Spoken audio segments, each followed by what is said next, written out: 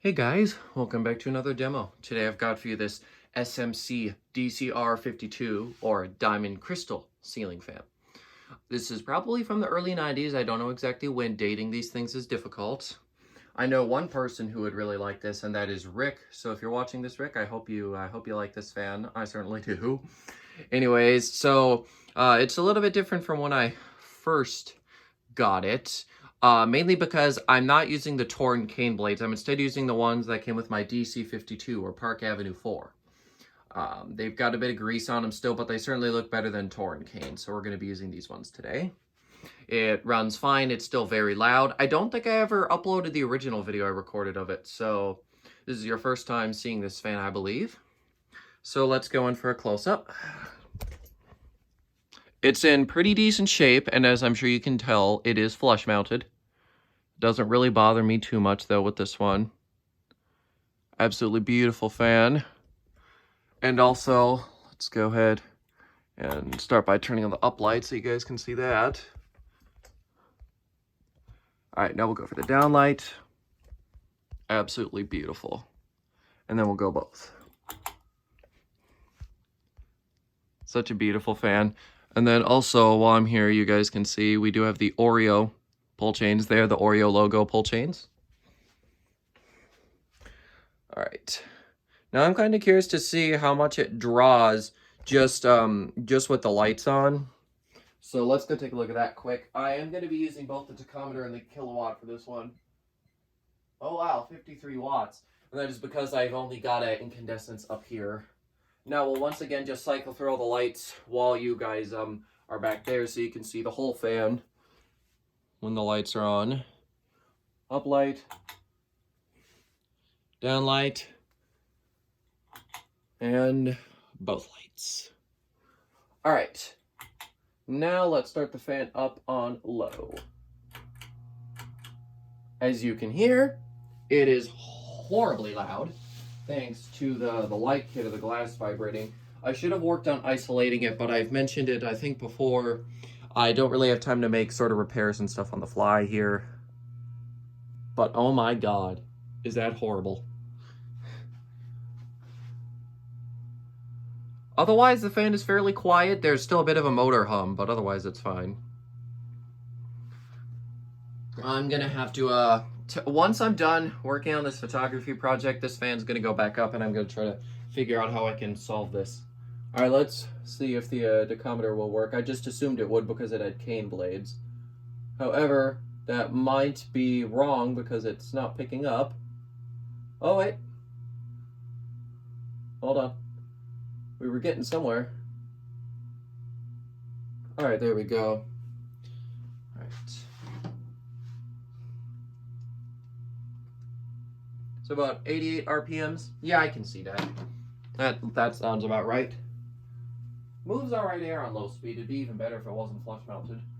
Alright, so 0.56 amps. Is that 51 watts already? And 3/4 of a power factor. I'm surprised it's already drawing so much. And these are on here secure. I think it's more of the switch housing that vibrates on this one. It's that, yeah, it's that whole thing that's vibrating. So anyways, here's medium. Still putting out decent air. I think what I'm gonna do, by the way, is put some little isolators or something, like on the switch housing or like on the inside of it to hopefully quiet it down.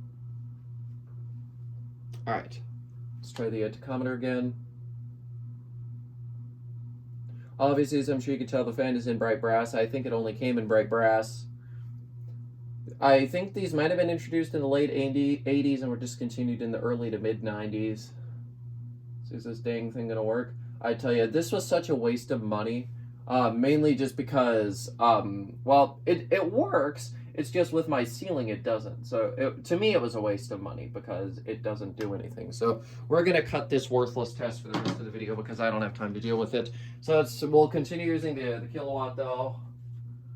All right, so 0.52 amps, 54.1 watts, and 0.85 on the other power factor. That's interesting. It was drawing a lot, and now it's drawing about the same as it was on low. So I don't know what to expect here for high speed. Does have a bit of a wobble, but otherwise it's fine.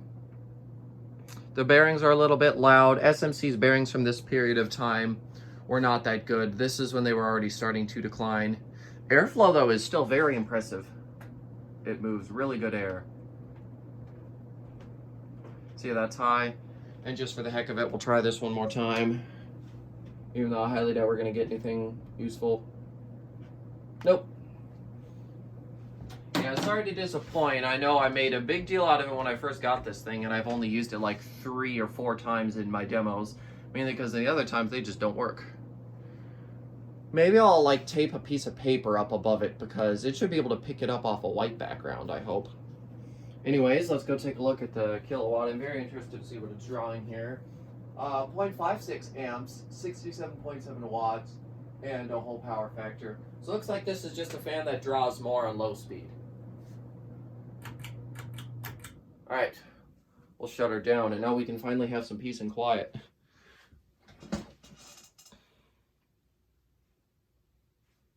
I really do love anything like diamond crystal. My grandparents have a Bahama lighted housing hugger that uses sort of diamond crystal glassware. It's really pretty. Of course, I prefer that. Actually, no, I take it back. I prefer this one to the look of that Bahama, even though I do really love the Bahama. This is probably one of my favorite lighted housing fans. At least if we're talking about standard brass, some sort of glass sideband, light kit on the bottom, like sort of cane or regular blades. If we're talking about that, this would be my favorite lighted housing fan.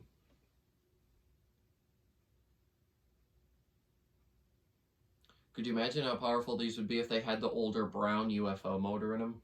Oh my goodness. Then it'd really be a sleeper. It's very unassuming, this fan. I mean, it looks so pretty and shiny. It is definitely not a masculine fan by any means, but I still enjoy it.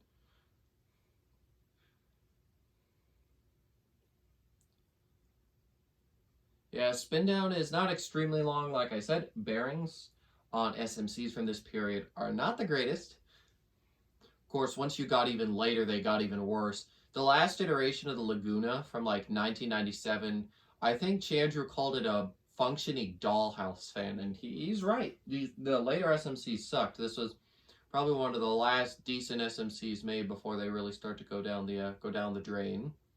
But anyways, yeah, that's about all I've got for you here. So thank you guys so much for watching, and I'll see you next time. Goodbye.